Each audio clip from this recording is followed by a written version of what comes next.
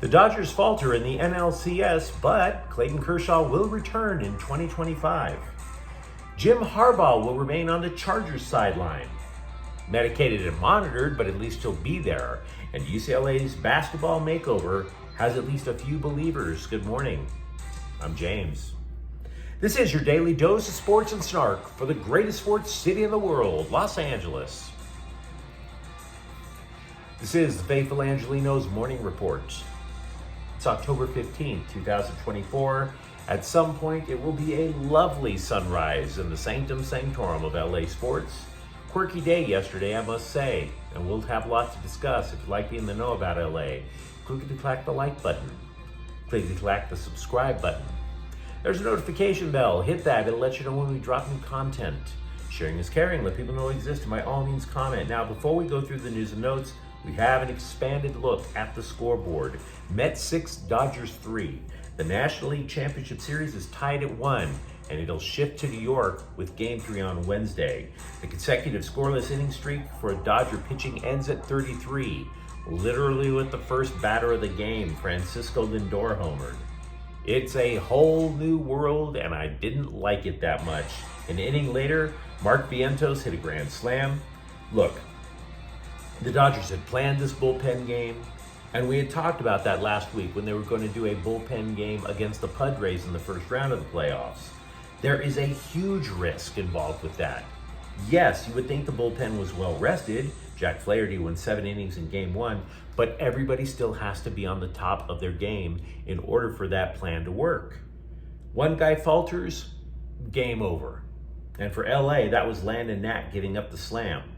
Now on offense, Max Muncy homered, Tommy Edman drove in 2 runs, but the Dodgers' top 5 hitters did not help at all. They combined to go 0 for 19. Now, looking ahead, Walker Buehler's scheduled to start Game 3. The Dodgers talked him up to the LA Times. And what we can tell you about Buehler is, while his regular season record stunk, while he was granted a leave of absence from the team in order to reinvent his windup in some top secret CIA black site out in the middle of Florida somewhere, he's been okay in his last 3 starts. 3.31 ERA with 15 strikes and 16 and a third innings. We will talk more about the Dodgers in a moment. Meanwhile, Ottawa 8, Kings 7 in overtime. Look, good hockey teams do not allow 8 goals. We could talk about how the Kings haven't lost yet this year. We could talk about how they're on this brutal road trip to start the year. We could talk about how Drew Doughty is injured. Don't care. Good hockey teams do not allow 8 goals. Kevin Fiala and Alex Laferriere both scored twice for the Kings. Anze Kopitar added 3 assists. But it still brings me back to the thesis. Good hockey teams do not allow 8 goals in a game, period. As for today, there are no games involving LA teams, which is kind of nice because I feel like we need a bit of a breather. Let's get back to the news. 3-time Cy Young Award winner Clayton Kershaw went on the NLCS pregame show, told the hosts that he will be back in 2025. If you recall, he missed more than half of this season recovering from shoulder surgery, pitched about 7 games, and then his toe got jacked up. There were people who speculated he might retire, but not that I know everything. I knew better about this one. He was not going to retire. Look, you are one of the baddest men in baseball, and you're going to retire because of a toe owie? Do you know how stupid that sounds? Some injuries in sports are just too stupid to be let known public, right? You can't retire from a toe owie. It's kind of like, dude, he was a can't miss prospect. What happened to that guy? Why did he retire? Well, he was trying to impress the ladies. He was doing a little manscaping down there, had a seizure, and you're not letting things like that or toe owies become public. Of course he's coming back. The guy is 32 strikeouts away from 3,000. And he told the Fox guys, quote, "Mentally, I feel great. My arm feels great. Obviously, I had some tough luck with my foot this year, but I want to make use of this surgery. I don't want to have surgery and shut it down. So I'm going to come back next year and give it a go and see how it goes, unquote. Kershaw, he's a 10-time All-Star. He'll be 37 during spring training. He ranks second on the Dodgers' all-time wins list with 212. He's the club's all-time leader with 2,968 strikeouts. And by the way, his contract includes a player option with a base value of $5 million and a number of incentives that, if achieved, could add $20 million more. He's got a lot of reasons to come back, and the Dodgers have a lot of reasons to want him back. Gavin Stone, Emmett Sheehan, River Ryan, very likely not picking up a baseball next year. We still don't know what to expect from Dustin May, Tony Gonsolin, or Tyler Glasnow. You're damn right, the Dodgers are going to need Clayton Kershaw next year, regardless if they win the World Series. Meanwhile, with the Chargers, Jim Harbaugh will wear a heart monitor for the next 2 weeks. He'll take some meds, enjoy some kiwi-flavored blood thinners. He said a cardiologist did not recommend another procedure yet. This is in the wake of Harbaugh missing much of the first quarter during Sunday's Chargers victory because his heart had all the rhythm of Tucker Carlson on Dancing with the Stars. Harbaugh said he is not considering stepping away from his duties, but yeah, he'll have a monitor, constantly letting his doctor know if he's about to drop dead on the sideline. That's not morbid. I mean, I know the Chargers were talking about wanting to go to war on the football field. I didn't realize that they hired Dick Cheney in order to do it. Not saying that I want Jim Harbaugh to die on the football field. But come on. Heart issues are a thing, guys. I may not know everything about medicine, but I know enough to know hearts are kind of important for that living thing.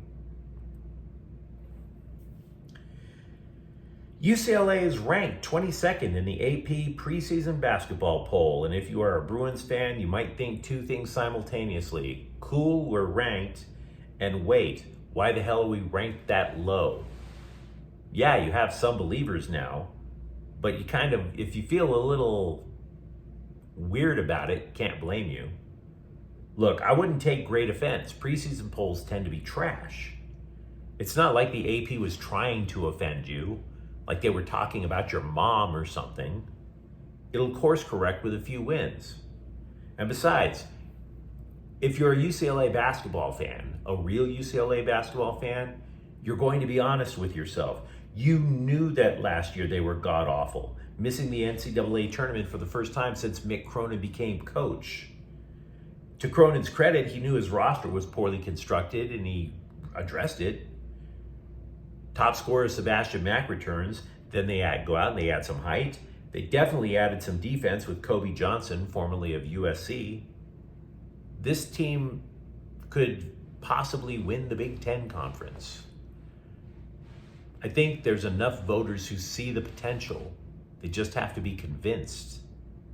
That's not too big of an ask.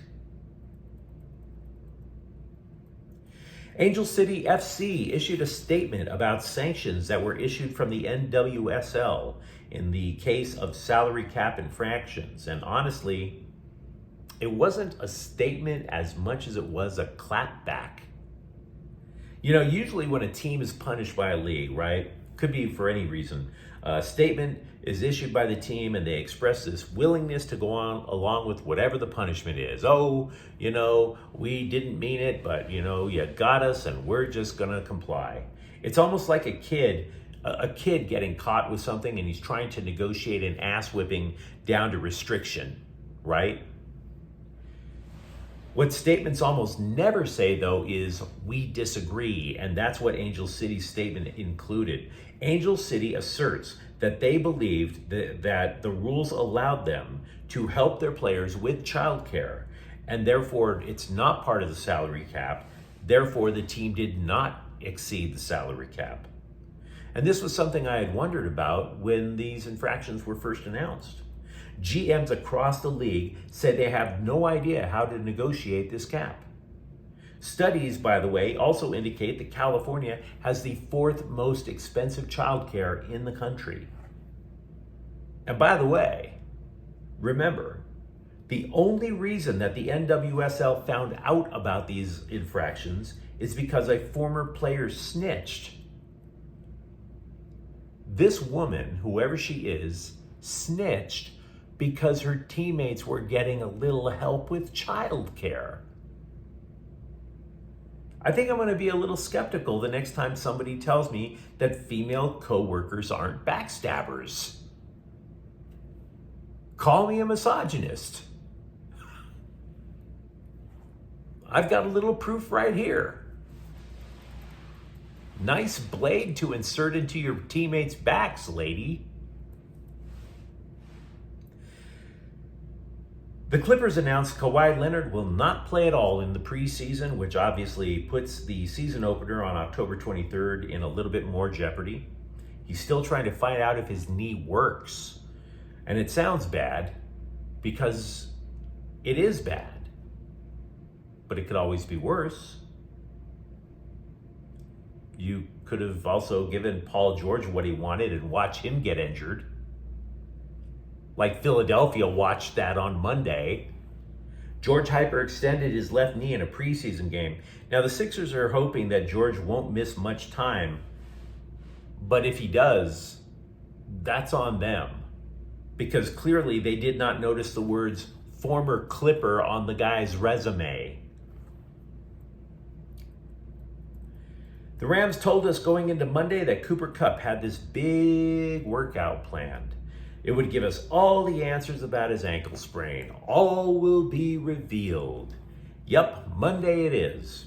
So Kupp worked out for the trainers, and we still don't know diddly poo. They're saying it's at least possible he could play against Las Vegas on Sunday. Thanks, guys.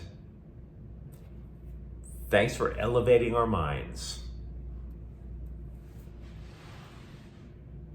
Going into USC season, Zachariah Branch was considered by many preseason publications to be a premier game-breaking talent.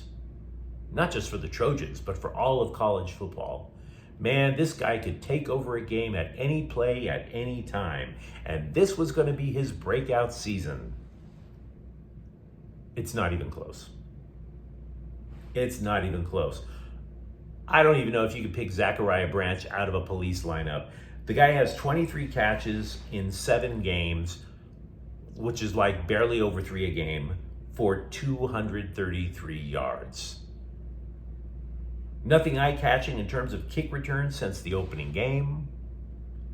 By the way, if you want an indication as to the struggles that USC is having, we've talked about the offensive line a bit. We've talked about maybe Miller Moss not having the ability of Caleb Williams. What about the possibility that the receivers just aren't that good?